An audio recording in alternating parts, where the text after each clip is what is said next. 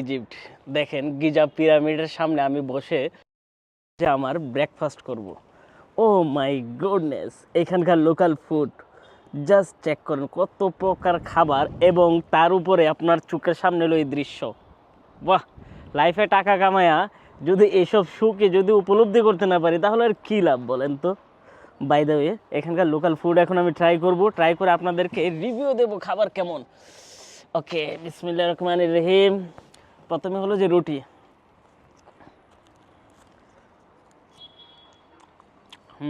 রুটি তো রুটি সেম, বাট এটার সাথে কিছু একটা মিক্স আছে মনে হচ্ছে। এই জিনিসটা কি? এটা খুব মজা। আমরা পিরামিডের দৃশ্য দেখাই, দেখা যাচ্ছে ওই পাশে। বাহ, কি খাবার, চিন্তা করা যায়।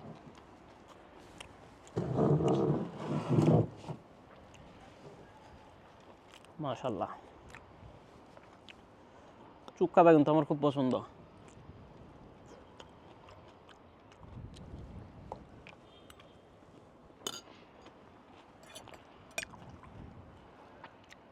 এটা কি পাতা দেখে? ওটা শাক হবে। ওকে, এই জিনিসটা কি?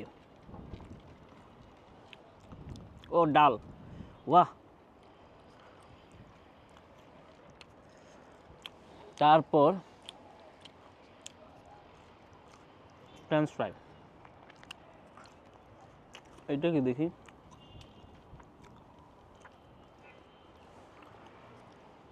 চুক্কা লাগতেছে এটা। যাই হোক, আমার কাছে এই জিনিসটা ভালো লাগছে। জবরদস্ত। বন্ধুরা, আমি বর্তমানে আছি হলো যে গিজা, ইজিপ্টের কায়রো রাজধানীর, এবং অসাধারণ এক দৃশ্য পিছনে রেখে সকালের ব্রেকফাস্ট করা। পুরো পেট ভরে যাবে আমার, দুপুরে খেতে হবে না।